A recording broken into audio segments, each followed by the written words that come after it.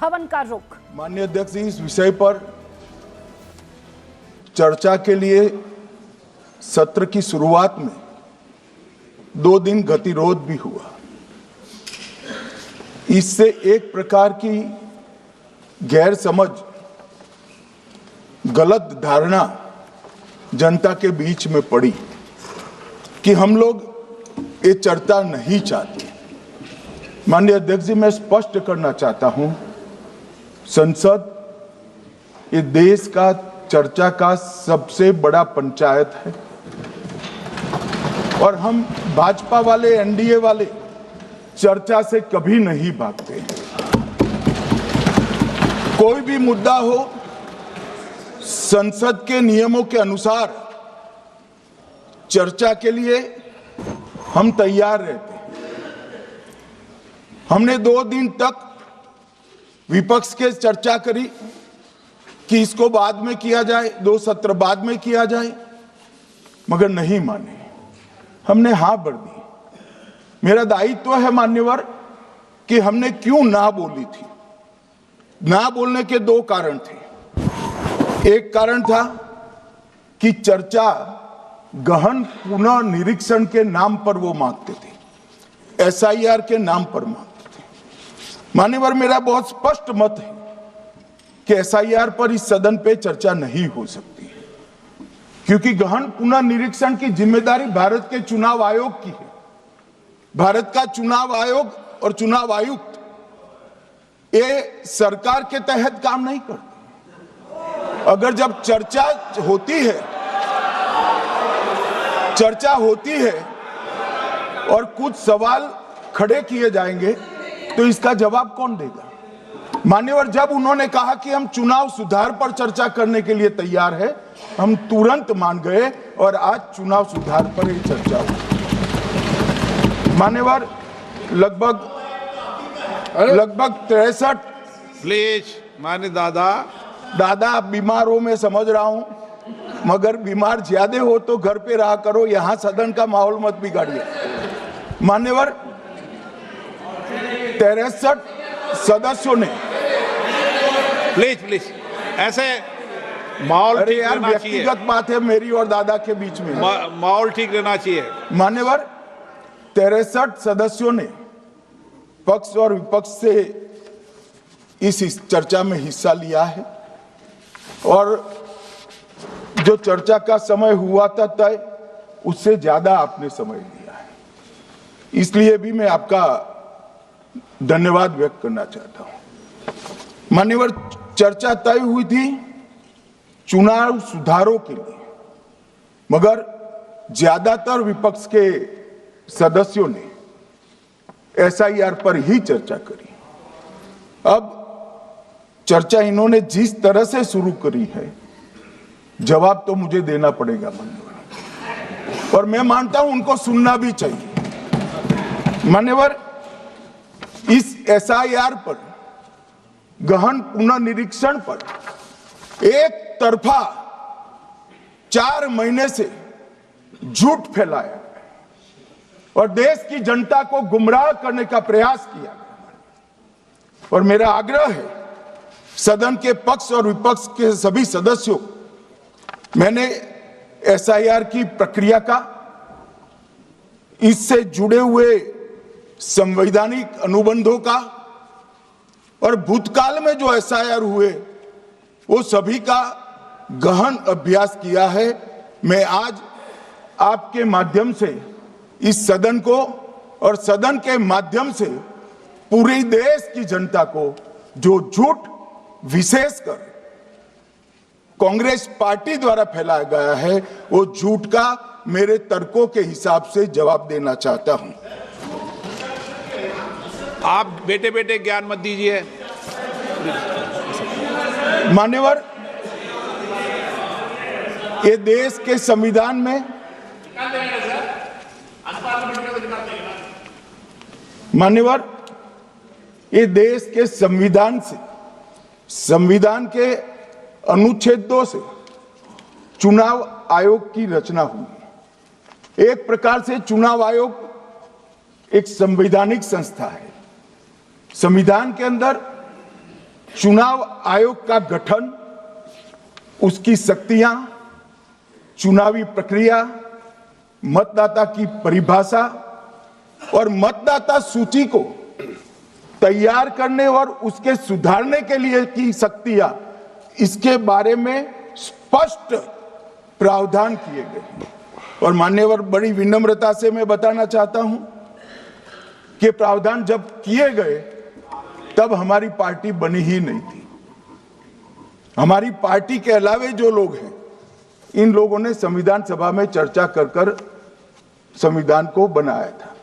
इसलिए ये पूरी चुनाव की प्रक्रिया जो संविधान के अंदर व्याख्यायित की गई है और आज जो हो रहा है, ये दोनों के बीच में क्या अंतर है और आरोप क्या है, इसको मैं जवाब देना चाहता हूं। मान्यवर, फ्री एंड फेयर चुनाव कराने का हमारा संविधान ने जिम्मेदारी चुनाव आयोग की तय की। मतदाता सूची बनाने की और मतदाता सूची में सुधार करने की जिम्मेदारी भी चुनाव आयोग को दी। अनुच्छेद संविधान के भाग 15 में अनुच्छेद 324, इसमें चुनाव आयोग का गठन, चुनाव आयुक्त की नियुक्ति, लोकसभा, राज्यसभा, विधानसभा, उपराष्ट्रपति और राष्ट्रपति, ये सभी चुनाव का संपूर्ण नियंत्रण संविधान ने चुनाव आयुक्त को दिया है। और चुनाव आयुक्त एक से ज्यादा हो तो इलेक्शन कमिश्नर को दिया है। अब 325 जो अनुच्छेद है, वो किसी भी पात्र मतदाता को मतदाता सूची से बाहर नहीं रखा जाता, इसका प्रावधान करता है। मगर 326 एक गहन पुनर्निरीक्षण के लिए, एसआईआर के लिए बहुत महत्वपूर्ण है। क्या है 326 मान्यवर? इन्होंने मतदाता की पात्रता, योग्यता और मतदाता होने की शर्तें आर्टिकल 326 में तय की है। और वो शर्तें क्या है? सबसे पहली शर्त है कि मतदाता भारत का नागरिक होना चाहिए, विदेशी नहीं होना चाहिए। ये सबसे पहली शर्त है। और ये कह रहे हैं कि चुनाव आयोग क्यों ये कर रहा है? भाई, इसका दायित्व है, इसलिए कर रहे हैं। दूसरी है 18 साल से ज्यादा आयु का व्यक्ति मतदाता बन सकता है। तीसरा, वैधता का निर्धारण मानसिक असमर्थता, अपराध और भ्रष्टाचार में संलिप्तता के लिए जो कानून ने समय समय पर तय किया है, इसके पर। तो ये 3 पात्रताओं के आधार पर भारत के मतदाता होने की बात तय होती है। और ये 3 चीजें किसने देखनी है मान्यवर? चुनाव आयुक्त को देखनी है। चीफ इलेक्शन इलेक्शन कमीशन मतलब चीफ इलेक्शन कमिश्नर और कमिश्नर्स ने देखनी है। और 327 में मतदाता सूची, सीमांकन, चुनाव संचालन और उसके लिए कानून बनाने की सिफारिश संसद को करने की सत्ता चुनाव आयोग को दी है।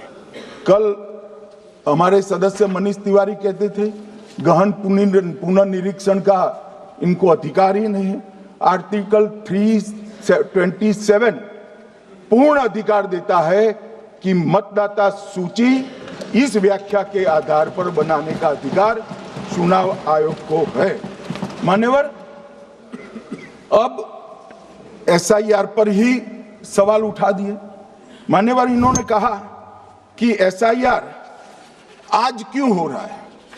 मैं इनको थोड़ा इतिहास और मान्यवर, एक नई फैशन हो गई है, इतिहास बताते हैं तो नाराज हो जाते हैं कि आप इतिहास मत बताइए। अरे भला, कोई भी प्रक्रिया, कोई भी देश, कोई भी समाज इतिहास को छोड़कर कैसे आगे बढ़ सकता है? इतिहास कोई भी समाज का महत्वपूर्ण अंग है। मान्यवर, हमारे लोकतांत्रिक इतिहास की शुरुआत 1952 से हुई। तो सबसे पहला गहन पुनर्निरीक्षण एसआईआर कब हुआ? 1952 में। एसआईआर की क्या जरूरत है वो कहते हैं, इसलिए मैं कहता हूं। तो उस वक्त प्रधानमंत्री कौन थे? जवाहरलाल नेहरू। किस पार्टी से थे? कांग्रेस पार्टी से। दूसरा कब हुआ? 1957 में। फिर जवाहरलाल नेहरू प्रधानमंत्री थे, कांग्रेस पार्टी से थे। तीसरा हुआ 61 में, उसमें भी जवाहरलाल नेहरू प्रधानमंत्री थे और कांग्रेस पार्टी थे। 65-66 में भी हुआ, एक ही गहन पुनर्निरीक्षण 2 साल में हुआ। उस वक्त भी श्री लाल बहादुर शास्त्री प्रधानमंत्री थे, कांग्रेस पार्टी थे। 83-84 में हुआ, इंदिरा जी थी। 87-89 में हुआ, राजीव गांधी थे। 92-93-95 में हुआ, नरसिम्हा राव थे। 2002 और 3 में हुआ, तब श्री अटल बिहारी वाजपेयी थे। मान्यवर, 2004 में गहन पुनर्निरीक्षण समाप्त हुआ, तब डॉक्टर मनमोहन सिंह जी प्रधानमंत्री थे। तो 2, 3, 4 का एक गहन पुनर्निरीक्षण हुआ, एसआईआर हुआ। उसमें 2 साल एनडीए के प्रधानमंत्री थे, भाजपा के थे, और 1 साल डॉक्टर मनमोहन सिंह। 2004 के बाद सीधा 2025 में गहन पुनर्निरीक्षण हो रहा है और इस वक्त हम हैं। एक पूरा गहन पुनर्निरीक्षण एसआईआर की प्रक्रिया का आज तक 2004 तक किसी भी दल ने विरोध नहीं किया है माननीय, क्योंकि ये चुनाव को पवित्र रखने की प्रक्रिया है। चुनाव के उद्देश्यों को, लोकतंत्र को स्वस्थ रखने की प्रक्रिया है। अगर लोकतंत्र में चुनाव जिसके आधार पर होते हैं वो मतदाता सूची ही प्रदूषित है, तो चुनाव कैसे साफ और सुथरे हो सकते हैं? मानो समय समय पर मतदाता सूची का गहन पुनर्निरीक्षण जरूरी है, इसलिए चुनाव आयोग ने फैसला किया कि 2025 में इसको किया जाएगा। मान्यवर, एक बीच में एक घटना मैं जरूर कहना चाहूंगा। 2010 में एक चुनाव आयुक्त महोदय ने निर्णय किया कि रिटर्निंग ऑफिसर को मतदाता सूची में से नाम काटने का अधिकार नहीं है, और उसके बाद से किसी की मृत्यु हुई तो भी नाम नहीं कटते थे, कोई एक क्षेत्र से दूसरे क्षेत्र में गया तो भी नाम नहीं कटते थे। एक व्यक्ति का ट्रांसफर हो गया तो कोयम्बटूर से वो शिमले चला गया, भारत सरकार का कर्मचारी है, तो उसका नाम कोयम्बटूर में भी रहता था, शिमला में रहता था, क्योंकि 2010 में मैं बताता हूं, मैं बख्शूंगा नहीं, आप चिंता मत करो, क्योंकि 2010 में एक व्यवस्था हुई कि किसी का नाम नहीं काट सकते, और उस वक्त भी कांग्रेस पार्टी की सरकार थी। तो एक गहन पुनर्निरीक्षण क्या है? मानिए, एक गहन पुनर्निरीक्षण है कि जिनकी मृत्यु हो गई उनके नाम कट जाए, जो 18 साल से बड़े हो गए उनके नाम जोड़ जाए, जो किसी भी प्रकार से 2 जगह मतदाता है उनके नाम कट जाए, और जो विदेशी नागरिक है उनको चुन चुन कर डिलीट किया जाए।